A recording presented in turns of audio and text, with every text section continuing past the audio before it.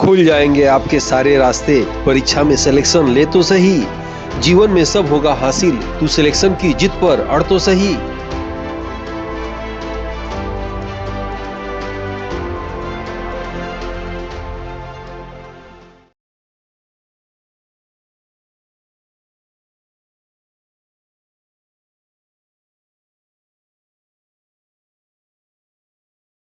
Aditya classes exam गुरु channel में आप सबका स्वागत है। जैसा कि आप जानते होंगे कि भारत का भूगोल का समान भूगोल की क्लास ही चल रही थी। उसी सीरीज में जो है भारत के तटीय और मैदानी क्षेत्रों के विषय हम लोग जानने जा रहे हैं। तो आइए देखते हैं जो है, जैसे भारत की नदियां क्लास हो चुका है, उत्तर भारत के पर्वतीय क्षेत्र मैदानी क्षेत्र की क्लास हो चुका है। आप जानते होंगे प्रायद्वीपीय पठार के क्षेत्र हो चुके हैं। तटीय व मैदानी द्वीप समूह की क्लास आज होने जा रही है। इसके विषय में हम लोग क्लास आज लेने जा रहे हैं। ठीक है, तो जैसे कि इस चित्र से ही आपको क्लियर है कि इसमें आप देखे होंगे ये क्लास हो चुका है। ठीक है, ये भी क्लास हो चुका है और आज ये क्लास है। ठीक है, इसके बाद मरुस्थल वाला क्लास होगा। तो आइए देखते हैं तटीय भारत के तटीय क्षेत्रों के विषय में। ये है दक्षिण भारत का हिस्सा, ये हम लोग की क्लास आज की रहेगी। अब यहाँ आप देखेंगे ये बीच में स्थल है यानी जमीन है और इधर जल है। कौन सा? अरब सागर। ठीक है, इधर बंगाल की खाड़ी और इधर हिंद महासागर। यानी इस आकृति को जिसके तीन ओर जल हो उसे प्रायद्वीपीय के नाम से जाना जाता है। क्या जानते हैं इसे? प्रायद्वीपीय भारत के नाम से या प्रायद्वीपीय क्षेत्र के नाम से इसे जाना जाता है। ठीक है, याद रखिएगा। और इधर आप जानते होंगे अरब सागर है, अरब सागर। इधर बंगाल की खाड़ी। आपको बताए थे बंगाल की खाड़ी इसकी पिछले वाली क्लास में कि वह जमीन का खंड, जैसे जमीन का वह जो है ये जल का खंड है जिसके तीन ओर स्थल है। इधर भी स्थल है, सामने भी है, इधर भी है। तो ऐसे स्थल को, जल को खाड़ी के नाम से जाना जाता है, इसलिए इसका नाम क्या पड़ गया? खाड़ी पड़ गया। ठीक है, अब देखेंगे आप इधर का चौड़ा, इधर जो है पर्वतीय क्षेत्र है, इधर का क्या है? चौड़ा है। याद रखिएगा, ये हमेशा अपने दिमाग में बैठाइएगा। इस इधर का जो पर्वतीय क्षेत्र है ये चौड़ा है। ठीक है, और इधर का जो है वो लंबा है। याद रखिएगा, क्या है? लंबा है।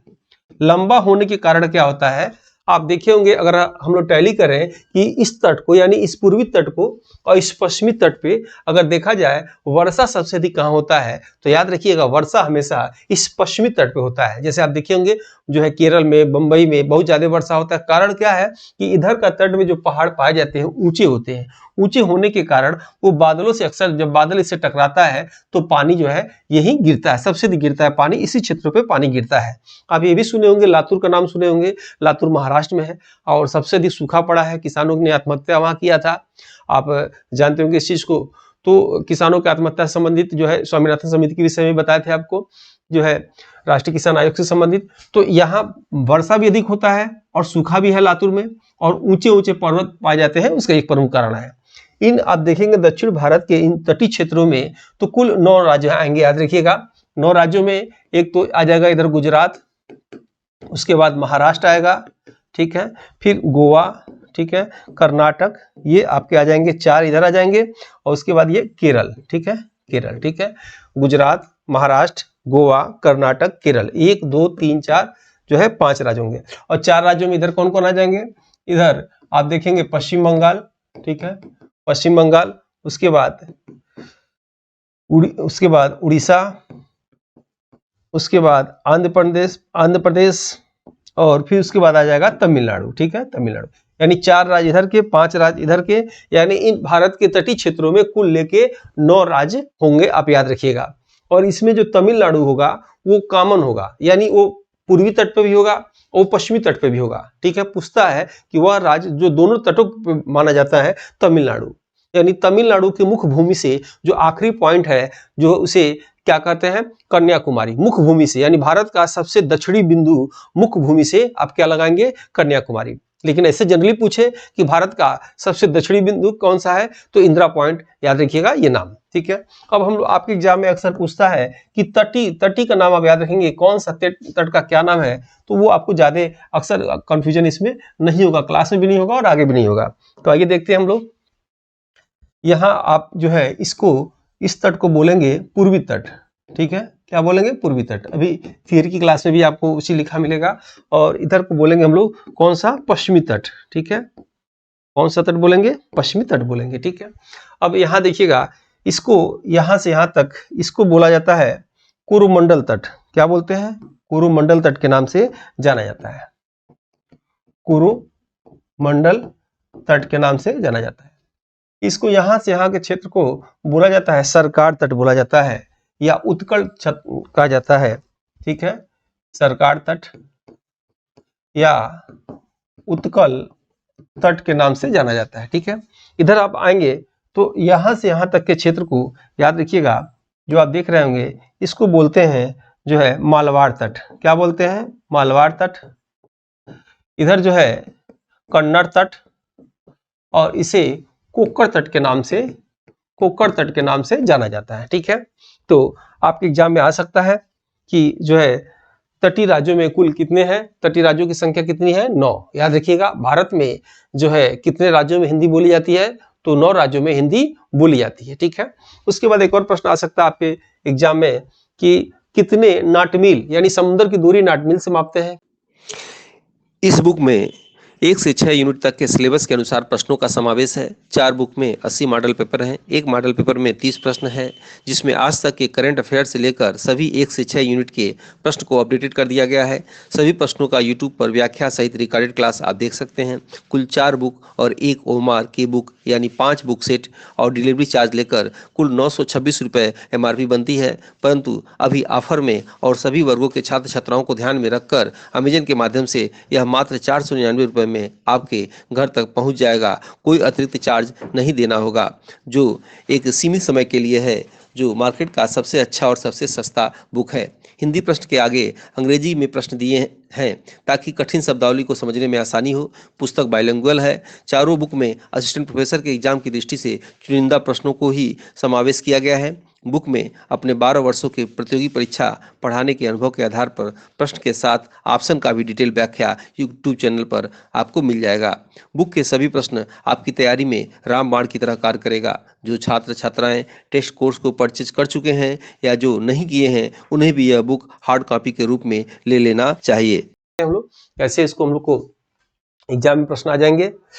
तो तटीय मैदान व द्वीप समूह का क्षेत्र को देखेंगे। सबसे पहले आप देखेंगे दक्षिण भारत के दोनों किनारों के बीच के क्षेत्र को तटीय क्षेत्र कहा जाता है। अभी आपने देखा पूर्व में बंगाल की खाड़ी से लेकर, ठीक है, पश्चिम में अरब सागर के बीच के मैदान के अंतर्गत आता है, इसलिए तटीय मैदान को 2 भागों में बांटा गया। पूर्वी तटीय मैदान अभी आपने देखा और पश्चिमी तटीय मैदान, यानी इधर वाला मैदान जो आपने देखा पूर्वी तटीय मैदान, जैसे उड़ीसा या उत्कल का मैदान, आंध्र प्रदेश का मैदान, तमिलनाडु क्षेत्र का मैदान। ठीक है, पश्चिम तटीय मैदान के अंदर आप देखेंगे गुजरात में कच्छ का रण के मैदान, दमन से लेकर गोवा तक का कोंकण मैदान, गोवा तक जो है उसके बाद कर्नाटक तक का मैदान, और बेंगलुरु कर्नाटक से कन्याकुमारी मालवाड़ तट के इसके अंतर्गत आते हैं। ठीक है, नेक्स्ट है उत्तर भारत का विशाल मैदान कि राजस्थान के कुछ भाग, हरियाणा, पंजाब, दिल्ली, उत्तर प्रदेश, बिहार, बंगाल, असम के कुछ क्षेत्र इसमें आते हैं। नेक्स्ट देखिए भारत के मैदानों को भौतिक लक्षणों के आधार पर निम्नलिखित भागों में बांटा गया है। ठीक है, सबसे पहले ये नाम आप देख लीजिएगा, तराई क्षेत्र। तराई क्षेत्र क्या होता है?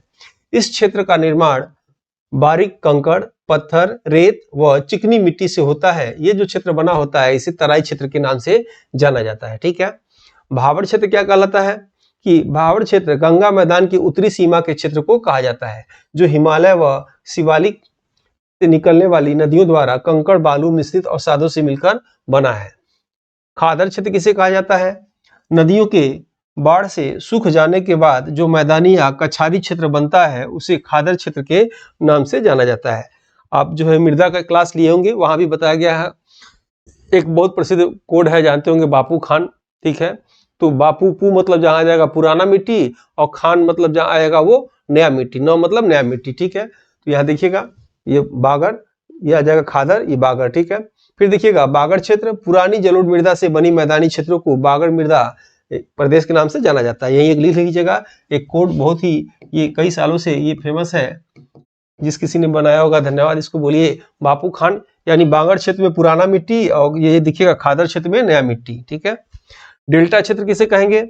ब्रह्मपुत्र गंगा नदियों से जिस प्रदेश का निर्माण होता है उसे डेल्टा प्रदेश के नाम से जाना जाता है। महत्वपूर्ण तथ्य देखिएगा जो आपकी परीक्षा की दृष्टि से महत्वपूर्ण है, जो अक्सर एग्जाम में पूछा जाता है। ठीक है, इसमें देखिएगा भारत के कुल तटीय मैदानी राज्यों की संख्या 9, अभी चर्चा किए थे हम लोग। पूर्वी तटीय मैदान व पश्चिमी तटीय मैदानों में तमिलनाडु राज्य क्या है, शामिल है। अभी चर्चा हुआ था। पश्चिम तटीय मैदान की तुलना में पूर्वी तटीय मैदान अधिक चौड़ा है। ठीक है, पूर्वी तटीय मैदान राज्यों की संख्या 4 है, पश्चिम बंगाल, उड़ीसा, आंध्र प्रदेश और तमिलनाडु। ठीक है, नेक्स्ट आप देखेंगे पश्चिम तटीय मैदान राज्य की संख्या 6 है, गुजरात, महाराष्ट्र, गोवा, कर्नाटक, केरल, तमिलनाडु। अगर आप जोड़ेंगे, जैसे यहाँ नोट में लिखा गया है कि 4 व 6 कुल मिला के 10 राज्य जो हो रहे हैं, उसमें से एक राज्य अतिरिक्त इसलिए हो रहा है क्योंकि तमिलनाडु पूर्वी और पश्चिमी तटीय दोनों राज्यों में शामिल है। तो ये प्रश्न यहाँ से बन के आता है कि कौन सा राज्य दोनों तटों में पूर्वी और पश्चिमी शामिल है। क्या आंसर आप देंगे? तमिलनाडु। ठीक है, नेक्स्ट देखेंगे 24 नॉट मील। ठीक है, 24 नॉट मील समुद्र किसी देश का होता है। भारत का पश्चिमी तटीय मैदान के उत्तरी भाग को कोंकण तट कहा जाता है। ठीक है, भारत के पश्चिमी तटीय मैदान के मध्य भाग को कन्नड़ तट कहा जाता है। भारत के पश्चिमी तटीय मैदान के दक्षिण भाग को मालवाड़ तट कहा जाता है और भारत के पूर्वी तटीय मैदान के दक्षिणी भाग को कोरोमंडल तट कहा जाता है। अभी मैंने आपको समझाया भी था। भारत के पूर्वी तटीय मैदान के उत्तरी भाग को उत्कल तट, कलिंग तट या उत्तरी सरकार तट के नाम से भी जाना जाता है। अक्सर से एग्जाम में इसका नाम चेंज करके आता रहता है। भारत के मुख्य भूमि से जुड़ा सबसे दक्षिणम बिंदु कन्याकुमारी तमिलनाडु में है, लेकिन भारत का दक्षिणम बिंदु इंदिरा पॉइंट, याद रखिएगा इंदिरा पॉइंट, इसी को बोला जाता है पार्सन पॉइंट या इसी को पिग्मेलियन पॉइंट के नाम से जाना जाता है। जो पिग्मेलियन पॉइंट जो समुद्र में है वह भारत के मुख्य बिंदु से नहीं जुड़ा है। ठीक है, जैसे एक बार एग्जाम में सिंपल प्रश्न पूछा था कि मन्नार की खाड़ी किस राज्य के अंतर्गत आता है। ठीक है, 4 ऑप्शन दिया था, आसान आसान राज्य, बहुत लोग गलत हो गए थे, तो आप क्या आंसर लगाएंगे? तमिलनाडु। ठीक है, ऐसे प्रश्न आ सकता है, आसान आसान प्रश्न आ जाएगा कि पूछ देगा कि इंदिरा पॉइंट किस राज्य के अंतर्गत आता है, तो आपको बताना होगा, या पूछ देगा उत्तरी सरकार तट का संबंध किस राज्य से है, तो ये आप समझे रहेंगे तो बता देंगे इसको आराम से। ठीक है, अब नेक्स्ट पढ़ते हैं हम लोग द्वीप समूह क्षेत्र। द्वीप आपको बताया गया था, जैसे यह जल है, ठीक है, और इस जल के चारों ओर भी जल हो तो ऐसे क्षेत्र को क्या बोलेंगे? द्वीप। ठीक है, द्वीप। ठीक है, तो द्वीप समूह क्षेत्र देखिएगा, भारत के द्वीप मुख्य भूमि क्षेत्र में नहीं आते हैं। ठीक है, द्वीप समूह क्षेत्र को टापू या आइलैंड भी कहा जाता है। स्थल का ऐसा भाग जिसके चारों ओर जल हो द्वीप कहलाता है। भारत के द्वीप समूह को 2 भागों में बांटा गया है, पहला अरब सागर के द्वीप समूह और दूसरा बंगाल की खाड़ी के द्वीप समूह। ठीक है, नेक्स्ट देखिएगा, अरब सागर के द्वीप समूह के अंतर्गत लक्षद्वीप व मिनिकॉय द्वीप को भारतीय भूगोल में लिया गया है। याद रखिएगा हमेशा अरब सागर के अंतर्गत बस 2 ही द्वीप याद रखिएगा। जैसे ये द्वीप में आप देखेंगे 2 ही द्वीप के विषय में जानेंगे, एक कौन कौन बताया जा रहा है? लक्षद्वीप और मिनिकॉय द्वीप को। ठीक है, एक प्रश्न ये भी आया है। लक्षद्वीप की राजधानी कवरत्ती है, याद रखिएगा, प्रधानमंत्री द्वारा भी लक्षद्वीप काफी हाईलाइट किया गया था। आपके एग्जाम में लक्षद्वीप से प्रश्न आ सकता है। पहला प्रश्न क्या है? लक्षद्वीप की राजधानी कवरत्ती। ठीक है, दूसरा प्रश्न आ सकता है कि लक्षद्वीप में कौन सी भाषा बोली जाती है? तो मलयालम भाषा बोली जाती है। ठीक है, अभी एक प्रश्न आप जानते होंगे कि एशिया का क्षेत्रफल में जनसंख्या में सबसे छोटा देश कौन सा है? मालदीव। तो मालदीव की राजधानी क्या है? माले है। कौन सी भाषा बोली जाती है? तो महल भाषा बोली जाती है। ठीक है, पर्यटक अभी आप जो है मालदीव की बजाय सबसे अधिक बुकिंग कहाँ हो रही है? लक्षद्वीप की हो रही है, ये भी आप देख रहे होंगे। लक्षद्वीप का निर्माण प्रवाल के कारण हुआ, इसलिए लक्षद्वीप को प्रवाल द्वीप या मूंगा द्वीप के नाम से भी जाना जाता है। प्रवाल कैल्शियम कार्बोनेट का बना होता है। दक्षिण लक्षद्वीप के उत्तर में अमीन द्वीप है, जो लक्षद्वीप का उत्तर दिशा का सबसे बड़ा द्वीप समूह। याद रखिएगा, अमीन द्वीप याद रखिएगा, लक्षद्वीप का उत्तर में सबसे बड़ा द्वीप समूह। उत्तर बताए थे, आप जिस दिशा में जो भी फोटो या जो भी कॉपी देख रहे होंगे उसके ऊपर वाला हिस्सा क्या होगा? उत्तर होगा। उसे ऊपर उसे उत्तर, और उसका उल्टा नीचे वाला क्या होगा? दक्षिण होगा। याद रखिएगा, और दाहिने वाला क्या होगा? पूरब होगा, और ये उल्टा हो जाएगा, क्या हो जाएगा? पश्चिम हो जाएगा। ये दिशा देखने का है। तो क्या होता है?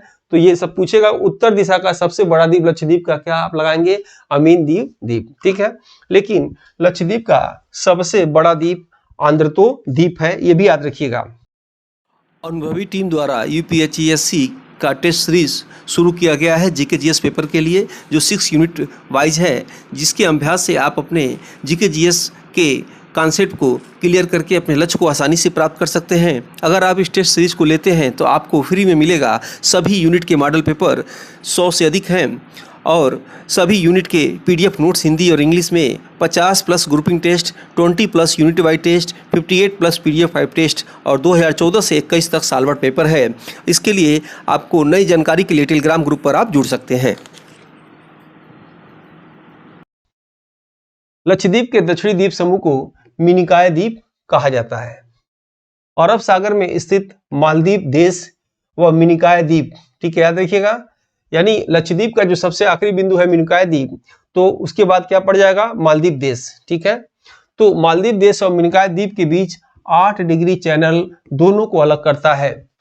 याद रखिएगा, ये जितने भी कंटेंट दिए जा रहे हैं, आप यकीन करिए, कुछ बच्चे मुझे फोन भी किए थे कि सर मैं पिछली बार कंटेंट आपका पढ़ा और मेरा पीसीएस प्री निकल गया, मेरा कॉन्सेप्ट क्लियर हो गया, क्योंकि मैंने इसको आराम से लिखा और समझा, और जो है मुझे मेरा श्रेय जाता है कि प्री आपकी वजह से निकला और मेन से मैंने मेहनत किया था और उसके लिए अलग से तैयारी किया था, ठीक है।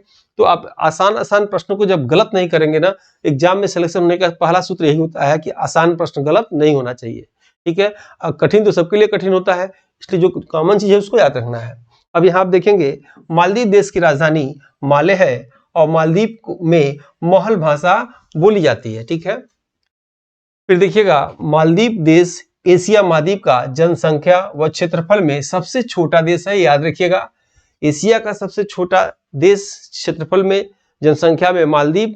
और विश्व का अगर पूछे कि विश्व का सबसे छोटा देश कौन सा होगा, तो वेटिकन सिटी हो जाएगा, जनसंख्या में भी हो जाएगा और क्षेत्रफल में भी होगा, जहां पोप रहते हैं। पोप कौन, ईसाई संत को पोप कहा जाता है, वो पोप लोग रहते हैं, ठीक है, याद रखिएगा।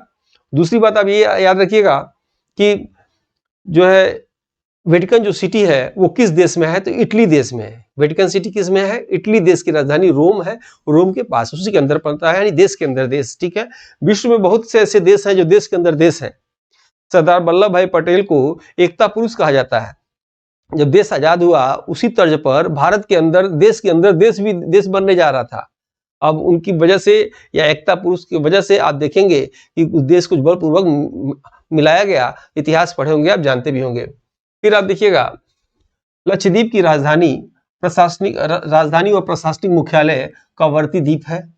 कवरत्ती द्वीप और मिनिकॉय द्वीप के बीच 9 डिग्री चैनल अलग करता है। लक्षद्वीप में मलयालम भाषा बोली जाती है। एलिफेंटा द्वीप मुंबई के करीब एक द्वीप है जिसे एलिफेंटा गुफा के नाम से जाना जाता है। याद रखिएगा, यूनेस्को द्वारा एलिफेंटा गुफा को विश्व विरासत स्थल घोषित किया गया। एलिफेंटा गुफा शैव धर्म से संबंधित है। प्रश्न आ सकता है कि एलिफेंटा गुफा का संबंध किससे है, शैव धर्म से। 2 प्रश्न आप जो है कमेंट बॉक्स में बताएंगे। अजंता की गुफा और एलोरा की गुफा का संबंध किस धर्म से है, ये कमेंट बॉक्स में आप बताएंगे। आप सबके कमेंट जो है मैं पढ़ के और रिप्लाई तो कर नहीं पाता, लेकिन आप देखे होंगे लाइक का और जो है 2 एक और सिंबल मैं दे देता हूं, ठीक है। समझ जाइए, मैंने आंसर आपको देख लिया। फिर देखिएगा, केरल के वेम्बनाड झील पूछ सकता है। केरल के वेम्बनाड झील में स्थित वेलिंगटन द्वीप, याद रखिएगा, इस द्वीप पर भारत का सबसे छोटा नेशनल हाईवे यानी NH-47 ठीक है, इसे पर्यटन के उद्देश्य से बनाया गया है, ठीक है। प्रश्न आ सकता है क्या कि भारत का सबसे छोटा हाईवे का नाम क्या है, तो NH-47A। कहाँ है, तो केरल में है। तो केरल के किस द्वीप पे है, तो केरल के वेलिंगटन द्वीप पे। ऐसे समझिएगा, जैसे मान लीजिए ये है वेम्बनाड झील, ये है वेम्बनाड झील, और वेम्बनाड झील कहाँ, केरल में, ठीक है। और इसी पर वेलिंगटन द्वीप है, इतना छोटा ऐसे द्वीप है, ठीक है।